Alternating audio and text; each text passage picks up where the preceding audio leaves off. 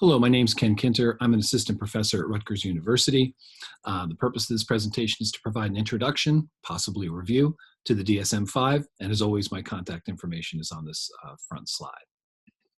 Before we get started, I want to give some credit where credit is due.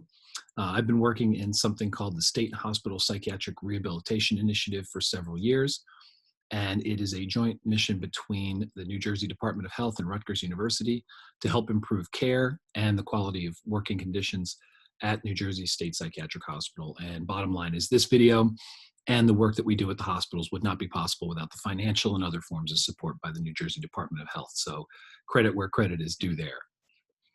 So what we're going to talk about today is basically, again, provide an introduction / review of the DSM-5, which replaces the DSM IV TR. There are several important differences between the two.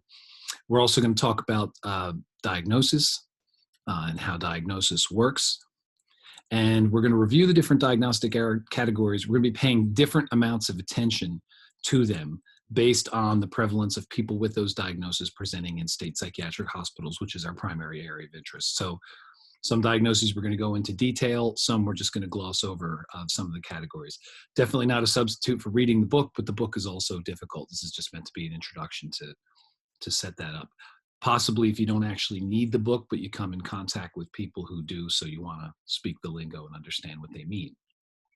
So what is the DSM-5? It stands for the Diagnostic and Statistical Manual of Mental Disorders, now 5th edition.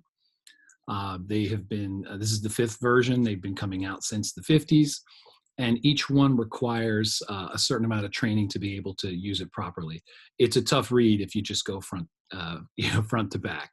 Usually it's meant as a reference book where you look up a particular diagnosis or class of diagnoses and see if somebody fits in there. So diagnosis is used for several reasons. Diagnosis is the basis of treatment. It's also how people get reimbursed. It also points people in the direction of proper medication. And it's used as a justification for care. So the diagnosis is pretty important. It's not all important. People are not just diagnoses and symptoms and mental illnesses, but it is a critical piece to try to get the diagnosis right so that the proper course of action can be taken. You can imagine how that would work in medicine. A broken leg and a sprain would be treated two completely different ways. So it's important to get them right. And in psychiatry, it's a little different because we don't have an x-ray or a blood test to go off of. We go by observing the person, by report, and by seeing how their reported and observed symptoms line up with the categories. So there's a bunch of different terms to remember and to forget. Without going into a long explanation of the difference between mood and affect, these are terms that are used to describe how someone feels. Mood is often described as climate and affect as the weather, what you actually see right in that moment. We're not going to be using the terms psychopath and sociopath. They don't really appear in the book, and they're more pejorative labels put onto certain diagnoses, which we'll get into later. Anhedonia is a good word to know. It's absence of pleasure. It's not taking pleasure in pleasurable activities. Gender versus sex.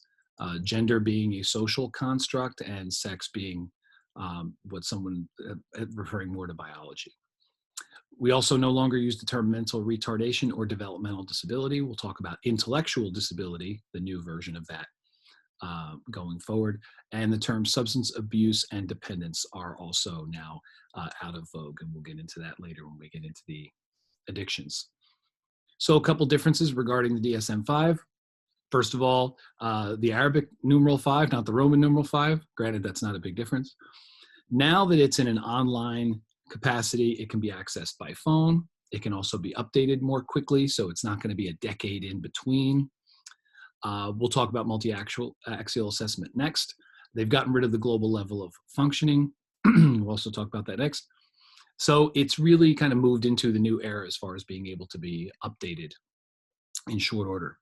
So you may have heard of an axis 5 diagnosis or the 5 axes of diagnosis, and that is kind of old school now with the DSM-4. They had these 5 categories: mental disorders, your primary mental illnesses. Axis 2 was personality disorders and mental retardation. Axis 3, medical problems. Axis 4, stressors. And axis 5, level of functioning from 1 to 100. The higher, the better. DSM-5 got rid of that whole process. So 1 through 3 are all together, and then 4 and 5 are done sort of in a different manner. So you may hear the term Axis 2 being thrown around, and that's sort of gone out of vogue. So the first category we want to talk about is developmental disorders. And a couple of these you may have heard of before: intellectual disabilities, the new name for mental retardation or developmental disabilities. Asperger's has been rolled into autism. So Asperger's as kind of a freestanding diagnosis doesn't really exist, and that's become an area of controversy.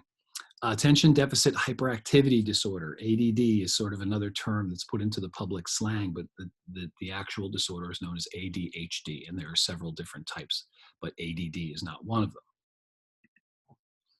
Schizophrenia and the psychotic disorders. Now, we see a lot of this in the psychiatric hospitals. The ones that we see most often are schizophrenia, which I'm sure people are familiar with the name, and schizoaffective disorder, which is very similar to schizophrenia.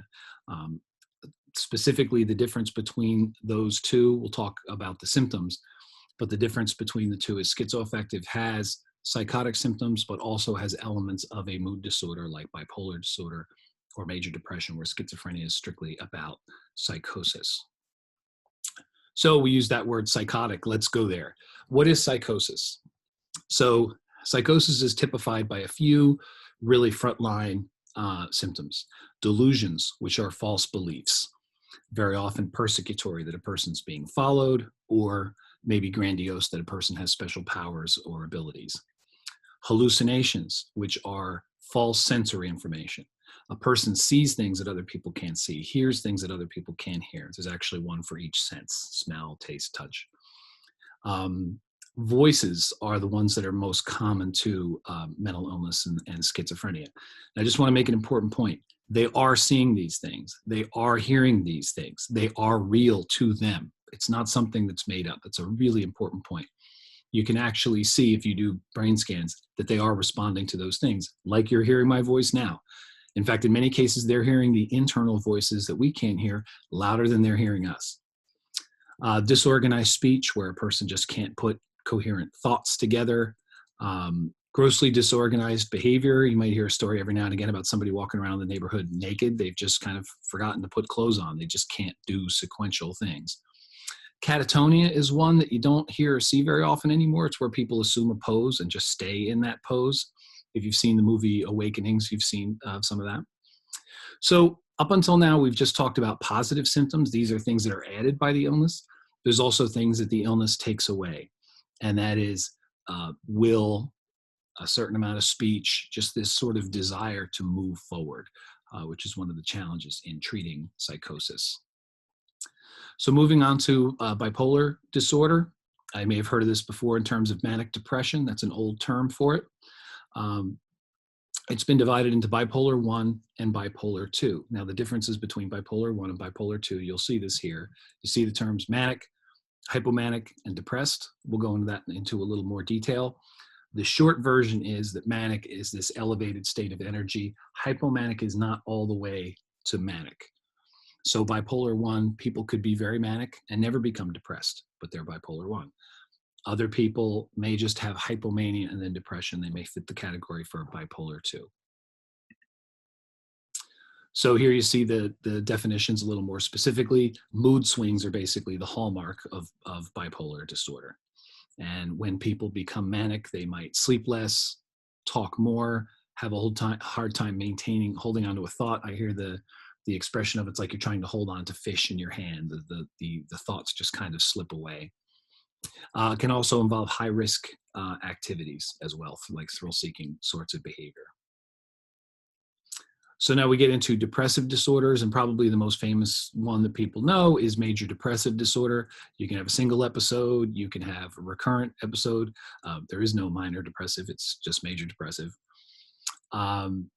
You see a couple other things you may have heard. Premenstrual dysmorphic disorder, PMS is in the book now. And you see some other forms of depression as some other forms of it as well. Dysthymia is a pretty popular form of depression where you don't have the extreme lows, but the person is depressed for long periods of time. So we'll see a depressive episode. So when we're talking about major depression, we're talking about somebody who suffers from a depressed mood most of the day, most of the time, for at least 2 weeks. That's an episode. And so you'll see some of these symptoms down here that go along with that. With dysthymia, you don't have the episodes, but it never goes away. It can be a year, 2 years, where these symptoms are pretty constant. And that's the difference between dysthymia and major depression. And people can have both. So moving into anxiety disorders, there's a whole slew of them here. Some of them I know you've heard of before. I'm sure you're familiar with phobias, it's anxiety that's prompted by a specific thing: arachnophobia, fear of spiders, agoraphobia, fear of open spaces.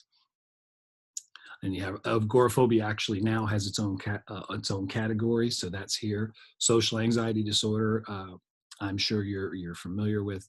So there's and panic disorder, typified by panic attacks, and I think those are pretty straightforward. So as far as the anxiety symptoms, these are some of the things you're looking at somatically. They can present a number of different ways.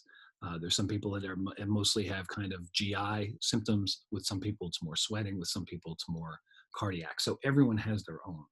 The question I love to ask is, where do you feel the anxiety in your body? And people will give you their constellation of symptoms. So panic disorder, specific type of anxiety disorder where it's almost like an on-off switch. And like with a phobia, there's a specific thing that flips that switch. With panic disorder, it may not be. It may just be internally driven. And then the tricky part of panic attacks is they start to merge together, because the fear that you're going to have a panic attack can trigger a panic attack. So they sort of connect after a while. And then, of course, people will change their behavior based on anxiety. They will try to, avoid things. Phobias, as we've talked about before, here's some classic examples, including the very rare and fictitious PowerPointophobia. I do a lot of work in PowerPoint, so I'm susceptible to that. And extra points if you know what triskaidekaphobia is, or Frigga triskaidekaphobia. Extra credit on that. Look it up if you don't know. So another category, and this has been broken out, obsessive compulsive disorder was grouped under anxiety disorders. Now there's a whole section of obsessive compulsive related disorders. Some of these I'm sure you've heard of: obsessive compulsive disorder, the counting, the checking, the cleaning. Not necessarily the hoarding. Hoarding has its own category now. So you see hoarding disorder on there. Body dysmorphic disorder, where someone is so unhappy with their physical appearance that they go to all sorts of lengths to change their appearance, is on there. Trichotillomania, that's another great one. I would love to torture you and tell you to look that one up, but it's compulsive hair pulling that results in bald spots. And of course, the trick of these anxiety disorders is that the behavior never cures the anxiety. It makes it go away for a little bit, but it always comes back again. So it sets up a cycle, which we'll see in a little bit. Obsessive compulsive disorder is probably the classic example of that. A person has recurrent, persistent thoughts and images, maybe intrusive, that cause that person to feel stress. That's the obsessive part. And then the compulsive part is a behavior that's meant to alleviate that. And you see some of these examples. But again, the behavior never really solves the behavior. So here's that cycle of OCD. The impulses start, the attempts to ignore it, they eventually lead to the behavior. The behavior diminishes the stress to a degree, but doesn't cure it, which means we're going to go back again. So if you're familiar with any habits that people have, there is an obsessive quality to them. You see lots of interesting examples in athletics. You'll see goalies will not skate on the line, and pitchers will not step on a chalk line coming on the field. Or they may have a lucky hat or helmet that they wear over and over and over again. And having that reduces their stress. Does it help them perform better? It's arguable. So another category that's new is the trauma disorders category. So post-traumatic stress disorder was filed under anxiety. Now it's classified in its own section here. It's also combined with, it's not combined, it's in the same area with adjustment disorder, which is a temporary, say 6-month adjustment to a significant stressor or change in your life. Usually adjustment disorders get better on their own. If they do not, then they can kind of move into the post-traumatic stress territory, where they can persist for a lifetime if untreated. So the post-traumatic stress disorder, there's a number of different aspects of this. One is the trauma. that they have recurrent images and thoughts of this trauma and the feeling that it's coming back again. Very often they're referred to as flashbacks. I'm not a big fan of the term flashbacks because to me, it's almost like time travel. So you take a Vietnam vet who's walking down the street, he has PTSD, it's the 4th of July, fireworks are going off everywhere, and this guy jumps into the bushes to protect himself. Is he flashing back, or is he really going back and acting in a manner consistent and in an adaptive manner to the environment? So those things don't go away with just time. So people attempt to avoid anything associated with the trauma. You see firework-free zones now and things like that. And that person is always on edge. They don't sleep well. Your stress is normally like a light switch. There's a threat, it turns on, and then it turns off. With this, the switch is always on to a certain degree. That person's never 100% safe. I'll give you another very subtle example that I've learned about working in this field. People who sit in restaurants who always have to have their back to the wall facing the door. So many people I've worked with in law enforcement, they just have to face the door. It's the diner, it's the McDonald's. They're ready. They're ready for a threat that for the most part is not coming. So some of the dissociative disorders, you have dissociative identity disorder, which used to be known as multiple personality disorder. That's a very high profile mental illness, very rare, but you tend to hear a lot about it. Dissociative amnesia, fugue, which is just a flight. Person just takes off from their life and starts over again somewhere else. Depersonalization, derealization disorder, where they just don't feel like things are real around them. We have some somatic symptoms disorders, and this is kind of where the field started, where it's the kind of mind making you sick. And in some cases, the stigma around mental illness is so pervasive that it's seen as respectable to have a medical problem instead. So a conversion disorder, for example, is when people when stress causes a physical reaction. So you see the physical symptoms, but there's really something psychological or psychiatric driving it. Factitious disorder I threw on there is factitious, and that's where someone actually manufactures symptoms for whatever reason. We could get into Munchausen's and Munchausen's by proxy at another time. So feeding disorders, you see anorexia nervosa and bulimia nervosa here are two very common ones. We also see pica in the hospital sometimes, which is where people eat non-nutritious things. They just compulsively eat things like batteries. There's a lot of stuff going on there as well. But to talk a little bit more about anorexia and bulimia, specifically the differences between them, people with anorexia feel that they're overweight regardless of their actual weight, and usually that weight is not within 85% of a healthy weight. They feel like they're fat at whatever weight they are, and there will never be thin enough. And Karen Carpenter is probably a classic tragic example of that. Anorexics can also exhibit purging behavior. It used to be viewed as a difference between anorexia and bulimia. Bulimics purged, anorexics didn't, but there is a binging and purging type of anorexia. Bulimia is typified primarily by that binge and purge eating. They actually tend to be overweight, which is an important difference with anorexia because the body locks down and holds on to that food when the binge comes. So the binge happens, and then very often there's purging that happens as part of that cycle. Delirium versus dementia. I wanted to touch on that because the differences between the two. Delirium is a temporary state. It develops quickly and it changes. If you've ever had heat stroke or heat exposure before, delirium feels a little like that. You're able to carry on conversations. In one hand, you're very cognitively functioning, but at another point, you're just not there. Now, so it's transitory. It's usually a reaction to something, and if that something is resolved, then that person comes back. Dementia, there are many different types of dementia, but it usually involves a gradual decline, and it's consistent. What you lose in dementia stays lost. Part of the tragedy of that. Dementia is also much more typified by memory impairment. So delirium doesn't have all that memory impairment. And again, people can have both, and it takes a good eye to spot the difference between these two. So impulse control and conduct disorders, this is also, some of these things have been regrouped. Oppositional defiant, which is a diagnosis for children. Conduct disorder also for children. Conduct disorder is when there's acting out behavior, that is that person getting into trouble either legally or otherwise. Oppositional defiant is more just oppositionality, argumentative. Conduct disorder can involve more law enforcement and things like that, but they are exclusively diagnoses for children. The adult diagnoses in this area: intermittent explosive disorder, which is just a cycle of explosive behavior. A person goes off and then they're fine again, then it builds up and they go off again. And antisocial personality disorder, which we're going to talk about in a little more detail in a bit. Then you also have these other ones, which I'm sure you've heard of: pyromania, kleptomania, things like that. So substance-related disorders. Again, we're not doing abuse and dependence anymore, which is how it was done in the DSM IV TR. You diagnose them in terms of mild, moderate, or severe.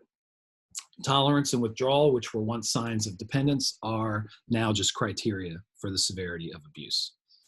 You can have substance abuse intoxication and withdrawal. There's also remission is an important point. People are in partial remission at a month, full remission in a year. And another interesting part about the addictions is gambling is considered a process disorder, process addiction. And it's the only one considered at this time. There are a couple other ones that are still in the works being reviewed. For example, sex addiction, compulsive shopping, and gaming addiction.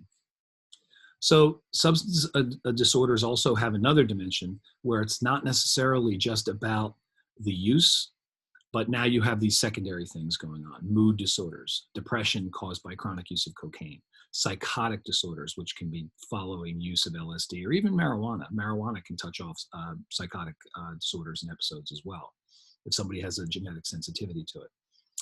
Anxiety disorders, delirium, dementia. So when you're dealing with somebody who has an addiction, very often you're dealing with somebody who already has an underlying mental illness, then they have the addiction, and then there can be subsequent damage from the addiction, which you'll see in these disorders. So there's a list of the various things that somebody can be addicted to, and here's where I was talking to you before about the process addictions. There will be more. I think the gaming addiction is breaking the surface, and I think sex addiction is as well.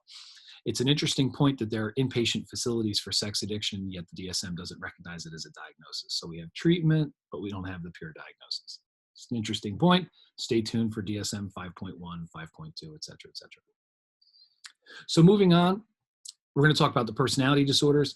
This is covered in better detail in another video in this series. So wherever you saw this video, track that one down on personality disorders. We go into much greater detail about it here, but just to summarize it, personality disorders are different from your traditional mental health disorders in that it's really part of the person. It's part of the person's personality. It's very deep-seated. So it impacts the way they view the world. They just see the world differently than other people do. It affects their cognition, affects affect. It definitely affects their interpersonal functioning, and then also impulse control. Now, there are several types of personality disorder, and they're clustered into these groups. The nicknames that have been given to them are the eccentric, the dramatic, and the fearful. The ones that we tend to see most in inpatient facilities are antisocial personality disorder and borderline personality disorder, but the personality disorder also goes in the presentation that we do, also goes into narcissistic, because we do see a lot of people with narcissistic features and who are diagnosable with narcissistic personality disorder just in the community. So again, to review borderline very quickly, it's someone who has a very unstable sense of self, and they have this hole within themselves that they keep trying to fill with things and people. So they have these relationships that start off, become incredibly intense and tempestuous, and then end very quickly. The person becomes put on a pedestal, torn down, move on to the next one. There's also a lot of self-mutilation that happens. People with borderline personality disorder frequently have a lot of hospitalizations and a lot of use of emergency services. One tip I would say, people with personality disorders, sometimes they look as if there's no mental illness there at all. They can look fine at first glance, and then it isn't until you get to know that person that you really get to see it. Borderline personality disorder, predominantly but not exclusively found in women, and very often the self-mutilation is the tip-off. They have cut themselves, non-lethally. They're not suicide attempts, but they've used physical pain to alleviate the emotional pain. Antisocial personality disorder, this one's predominantly male. And the short version of antisocial, and don't let the name of it fool you, it's really about a person that doesn't really have a fully developed conscience or chooses not to listen to it. They get in trouble with the law all the time. They will take advantage of people just to take advantage of people. They don't have remorse about what they do. So there's a very good chance that they end up in psychiatric facilities, substance abuse facilities, or law enforcement facilities, or dead by the time they're 40. This is a hard way to live. So some of the other categories, I don't want to go into such dramatic examples about them, but you kind of get the idea of how these work. So you see some of these, and I tried to list some common examples of these so you get an idea. So delirium, dementia is under neurocognitive, pedophilia you see, Parkinson's. And then you have V codes, which are things that aren't mental illnesses but influence forms of treatment. They're things you should know about, and that can be problems in the family, other life circumstances around that person. So just by means of an example, this is an old list of the frequency of which diagnoses occur in a particular psychiatric hospital where I work. So you can see that schizoaffective disorder and schizophrenia is by far the most popular diagnoses that you see. But I also think it's an interesting point of the mix of stuff that you see besides that. So you see some of the addictive disorders there, bipolar disorder is on there. Cannabis is growing, and I think it's actually going to be ahead of alcohol use before too long. The personalities disorders are in there, intellectual disability is in there. So you get to see how the state hospitals really have a mix of populations, and that's part of the challenge that they face in doing treatment. So in order to wrap this up, so changes from the DSM IV to the DSM V, which most of the mental health system has switched over to. One of the main changes is we're not doing the 5 axes anymore. Diagnosis is important, both in terms of plotting the course for proper care and also reimbursement. The changes are not over. There's going to be many changes to this as we go. Sometimes changes happen and then they're undone. And sometimes, very often, there's new diagnoses added. And the last piece I would just want to add is to not overvalue diagnosis. There are clinicians and also clients that we treat who will become really preoccupied with their diagnosis. And my concern always is the person comes first. It's more important that the person gets the help they need. Whatever you want to call them, you can figure that one out later. And that's very often the challenge.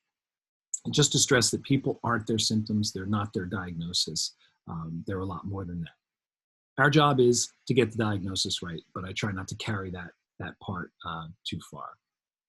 So here's some of the resources that we used to put this presentation together. And as I mentioned before, the bottom here, this is where the other videos are. If you want to follow up on personality disorders or on any of the other content, we have a whole library of videos there that you can see. And as always, nice talking to you. Take care and hope to catch you again soon.